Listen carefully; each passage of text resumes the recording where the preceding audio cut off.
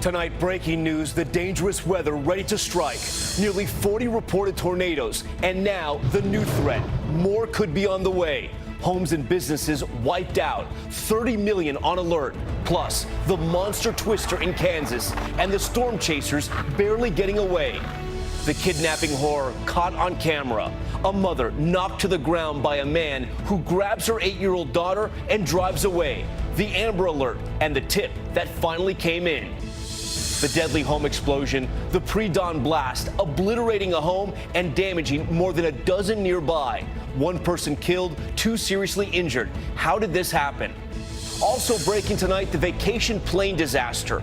4 Americans leaving a popular tourist resort when their aircraft crashes into the Atlantic just after takeoff, killing everyone on board. The politics of abortion, President Trump weighing in on the emotional debate, calling himself, quote, strongly pro-life, but parting ways with sweeping new laws that make no exception for rape or incest. The Pyramid Tour bombing, a roadside bomb ripping through a bus near Egypt's most famous site, the second recent bombing targeting tourists. And the commencement speaker giving much more than advice. The shock when he announced he'll pay off all the seniors' loans. Is this the best graduation speech ever? From ABC News, this is ABC World News Tonight. And good evening. Thanks for joining us on this Sunday. I'm Tom Yamas. And we begin tonight with the looming threat, significantly dangerous weather about to strike after days of severe storms across the center of the country. Nearly 40 reported tornadoes in 6 states, including this monster. Look at that, in Mineola, Kansas. The damage in Geronimo, Oklahoma, everywhere you look after an EF2 twister struck. And another day of heavy rain and flash flooding dangers in parts of Texas as well. The most severe risks now a 1-2 punch for parts of the plains already hard hit. ABC senior meteorologist Rob Marciano starts us off in the storm zone of Oklahoma. Tonight, millions of Americans across the center of the country bracing for another round of damaging severe storms. Many communities not even close to finishing the cleanup following a destructive 72 hours. Take a look at this damage in Fort Smith, Arkansas, after an EF1 tornado uprooted trees, crushed cars, and left thousands without power. There's debris right there. To the east in Little Rock, parts of this motel ripped off, littering the parking lot. If you guys can see, there's a car actually underneath all of that debris. Nearly 40 reported tornadoes barreling across 6 states since Friday. 300 yards. Getting closer. These storm chasers trailing one twister and coming within mere feet of potential tragedy. Instead, they were able to capture these stunning images in Mineola, Kansas.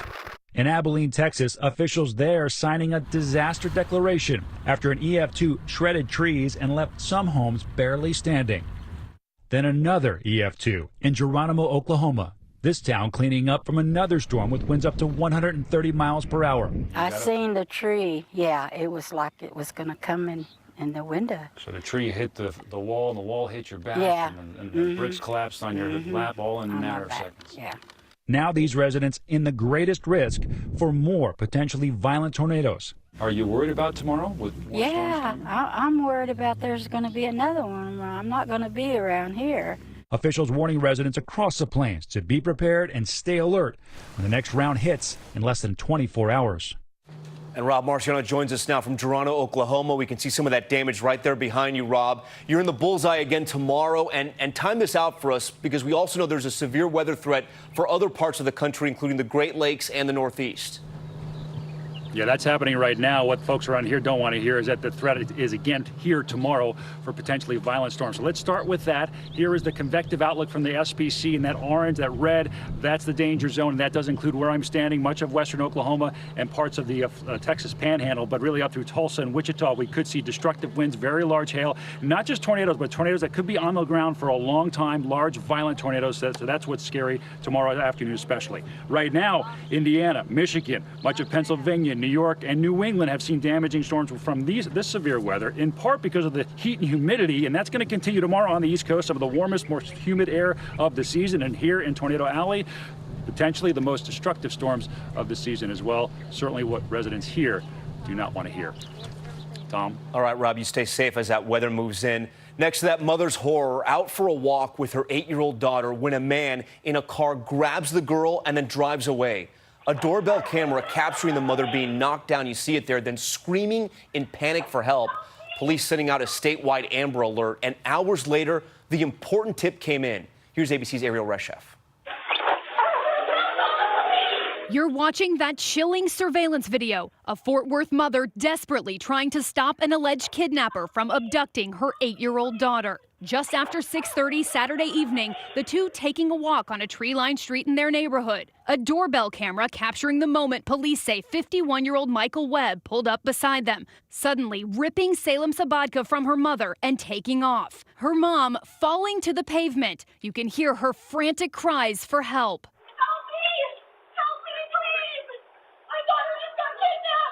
Authorities launching an urgent hunt for the child, issuing a statewide Amber Alert, posting this photo of the suspect's vehicle on social media. The hours ticking by.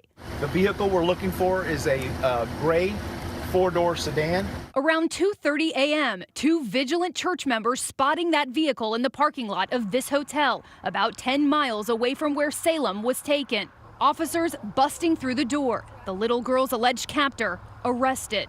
We were able to enter the room and we were able to locate her safely. Police crediting those two good Samaritans with ending an hours-long nightmare. You know, we're here in police uniform with badges and guns, and everybody calls us heroes. There are heroes tonight, I'll tell you that. Those tips came in, and Ariel Reshef joins us now live. Police have not yet said anything about a motive yet. That's right, Tom. Police tell us that Webb is a complete stranger to this family. He's now facing an aggravated kidnapping charge. As for that little girl, Salem, police tell us she's in good condition and has been reunited with her family. Tom. So great they got to her. All right, Ariel, thank you. Next to that emotional abortion battle, President Trump speaking out for the first time since 2 states passed laws that virtually outlaw the procedure. In a series of tweets, the president calling himself strongly pro-life, yet separating himself from those laws that make no exception for rape or incest, and also mentioning the 2020 election at the same time. ABC's David Wright reporting from the White House. With the politics of abortion now front and center, President Trump insists his views are mainstream, tweeting this weekend, "For those who would like to know, I am strongly pro-life with the 3 exceptions, rape, incest, and protecting the life of the mother," the same position taken by Ronald Reagan.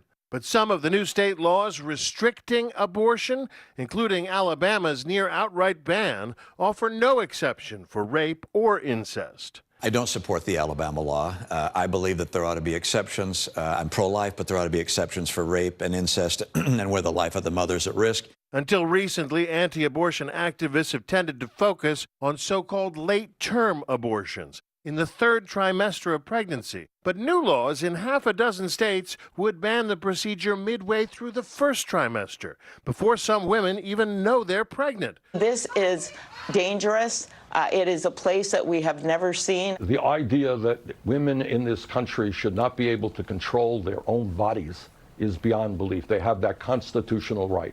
That constitutional right established in 1973 by the U.S. Supreme Court in its landmark Roe v. Wade decision. For decades, Republicans have energized their base, raising money and votes by vowing to reverse Roe. That'll happen automatically, in my opinion, because I am putting pro-life justices on the court. President Trump has made good on that promise, and states are putting the issue to the test, prompting a potential backlash from Democratic candidates, hoping to energize their voters. I hope America's women are paying attention, because President Trump has started a war on America's women, and if it's a fight he wants to have, it's a fight he's going to have, and he's going to lose.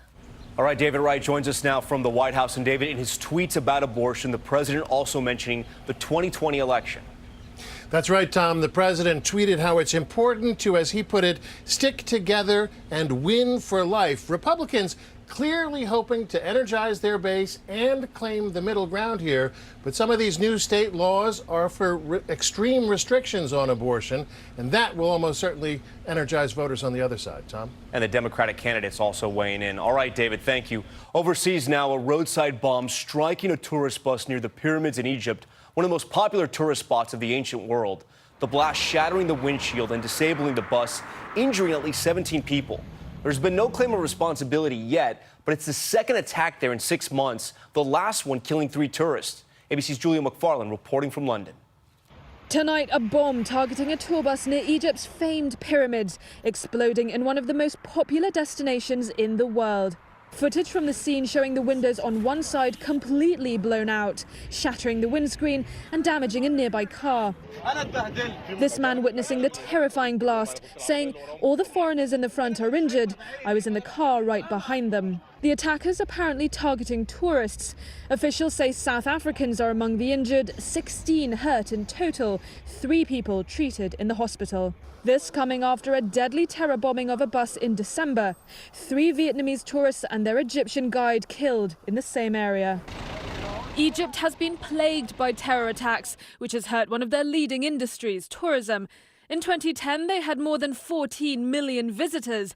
In 2017, just over 8 million. A major effort to bring tourists back to the pyramids of Giza, a $1 billion museum under construction, but that too has faced setbacks and delays.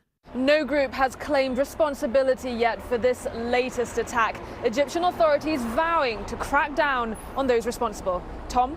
Julia, thank you. Back here at home now to the hero who prevented what could have been another deadly shooting. A former college athlete, now a high school football coach. He got the alert about a student with a shotgun and headed right into danger. Tonight, he is speaking out about the most important tackle of his life. ABC's Whit Johnson with the exclusive interview. Tonight, as Portland, Oregon police investigate what led an 18-year-old student armed with a shotgun to walk inside a high school, the courageous coach who may have prevented another campus tragedy is speaking exclusively to ABC News. You know, everything happened so fast, and it was the longest fraction of a second of my life. Witnesses say Angel Diaz was roaming the halls Friday, appearing distraught. That's when Keenan Lowe, a football coach and unarmed security guard, received a call to locate the student in a classroom, arriving just in time.